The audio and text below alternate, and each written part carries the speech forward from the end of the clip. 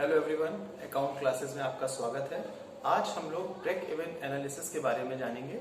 What is this? Break even analysis एक ऐसा point होता है जहां पर कंपनी को नो प्रॉफिट नो लॉस होता है। मतलब कंपनी इतना रेवेन्यूज कलेक्ट कर लेती है कि वो अपने एक्सपेंसेस को मीट आउट कर सकती है, वो चाहे फिक्स कॉस्ट हो चाहे वेरिएबल कॉस्ट हो। So that is a point where no profit, no loss. And for a company, it is very important to know what is break-even point. What is this? A break-even analysis indicates at what level cost and revenues are in equilibrium.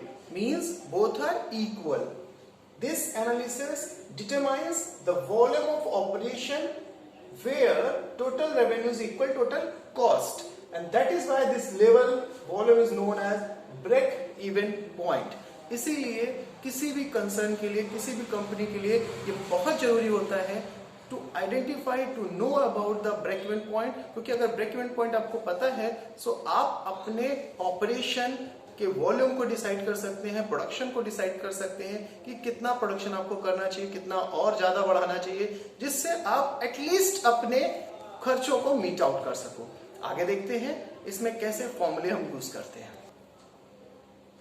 अब हम लोग देखते हैं कि आगे BEP निकालने के लिए हमारे पास क्या क्या मेथड्स हैं, क्या क्या फॉर्मूले हैं।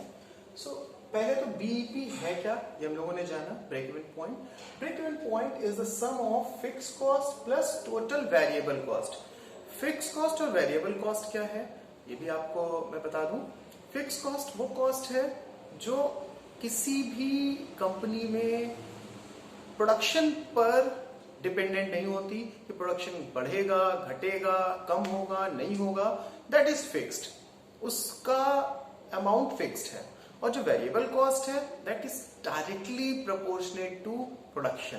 प्रोडक्शन अगर बढ़ा तो वेरिएबल कॉस्ट बढ़ेंगे, प्रोडक्शन कम हुआ तो वेरिएबल कॉस्ट कम होंगे। इसमें मटेरियल आ जाता है, आपका लेबर आ जाता है, आपके रनिंग एक्सपेंसेस आ जाते हैं, जो डे टू डे के एक्सपेंसेस होते हैं वो सब आ जाते हैं। That is called variable cost. So इन दोनों का सम बीईपी हो जाता है, ब्रेक इवन पॉइंट। नाउ कुछ वर्ड्स आते हैं, उनका भी हम लोग आपको यहाँ पे जरूरी है डिस्कशन करना क्योंकि फॉर्मूले में वो यूज होंगे। कंट्रीब्यूशन, जब आप किसी चीज को सेल करते हैं तो जब आप सेल करते हैं तो कस्टमर से जो पैसा आपको मिलता है दैट इज कॉल्ड रेवेन्यू और सेल्स। उस सेल्स में से अगर आप वेरिएबल कॉस्ट माइनस कर दें सो जो बचता है दैट इज कंट्रीब्यूशन। मतलब आपने अगर सपोज करिए कोई चीज 100 रुपए की सेल की, उसमें 40 रुपए आपका वेरिएबल कॉस्ट है, सो 60 रुपीज कंट्रीब्यूशन है।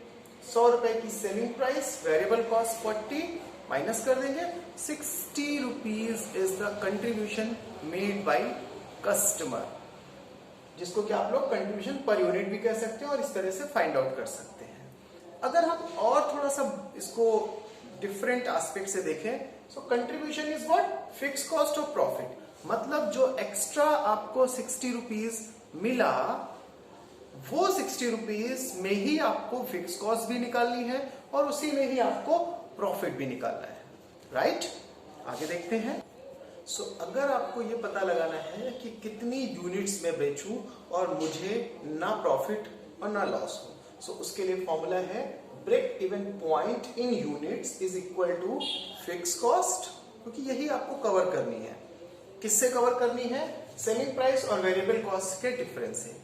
सेलिंग प्राइस में से वेरिएबल कॉस्ट को अगर आप माइनस कर देंगे सो कंट्रीब्यूशन आ जाता है। So you can also write down this formula, fix cost upon contribution, जो हम लोगों ने पीछे पढ़ा था। कंट्रीब्यूशन से डिवाइड कर दें और फिक्स कॉस्ट को अगर हम डिवाइड कर देंगे कंट्रीब्यूशन से तो we will know break even point in unit. अगला टॉपिक है कि अगर हम ब्रेक इवन पॉइंट को सेलिंग प्राइस में जानना चाहते हैं, इन वैल्यू जानना चाहते हैं तो कैसे जानेंगे?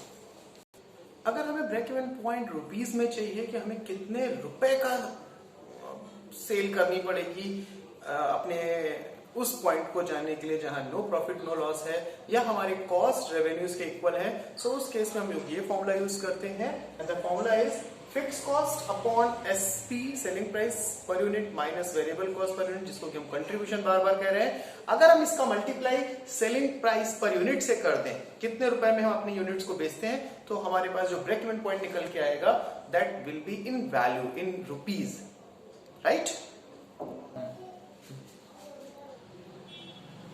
Now this is the question of break even point. Suppose आपके पास फिक्स कॉस्ट 40,000 रुपए है, सेल्स 1 लाख रुपए की आपने थ्रू की है, SP per unit selling price per unit आपको 10 रुपए दी हुई है और वेरिएबल कॉस्ट आपकी 2 रुपए पर यूनिट है। आपको ब्रेक इवन पॉइंट निकालना है। सो आप ब्रेक इवन पॉइंट दो मेथड से निकाल सकते हैं, इन यूनिट्स, इन वैल्यू। सबसे पहले हम यूनिट्स में निकालते हैं। यूनिट्स का फॉर्मूला आपने पढ़ा है, fix cost selling price per unit minus variable cost, fix cost upon contribution, इसको कंट्रीब्यूशन भी कहते हैं, हम लोगों ने पहले पढ़ा है। वेरिएबल सेलिंग प्राइस में से वेरिएबल माइनस कर दे तो कंट्रीब्यूशन आ जाता है। हमारा यहाँ पे सेलिंग प्राइस 10 रुपए है, फिक्स वेरिएबल कितना है 2 रुपए है, 10 माइनस 2, इसका मतलब कंट्रीब्यूशन हमारा हो गया 8। फिक्स कॉस्ट हमारी कितनी है, दैट इज 40,000। तो हम 40,000 को यहां प्लेस कर देंगे, डिवाइड कर देंगे। So what will come, this is 5,000 units. अगर हम अपने 5,000 यूनिट्स बेच देते हैं तो ये हमारे क्या हो जाएंगे, break even point, no profit no loss इस पोजीशन पे। अगर हमें वैल्यू में निकालना हो, इसी में पैसे में निकालना हो, तो कैसे करेंगे, पैसे में निकालने के लिए सेम पूरा रहेगा, into selling price per unit कर देते हैं। सेलिंग प्राइस पर यूनिट कितने की है, 10 रुपए की। इसका मतलब कि अगर आपने इस एरिया को सॉल्व किया तो यही चीज आ जाएगी, क्योंकि सेम फॉर्मूला है 5,000 और उसमें 10 का मल्टीप्लाई कर देंगे, सो 50,000। मतलब ब्रेक इवन पॉइंट अगर पैसे में बताया जाए, वैल्यू में बताया जाए तो 50,000 है, और ब्रेक इवन पॉइंट अगर यूनिट से बताया जाए तो 5,000 है, राइट। This is the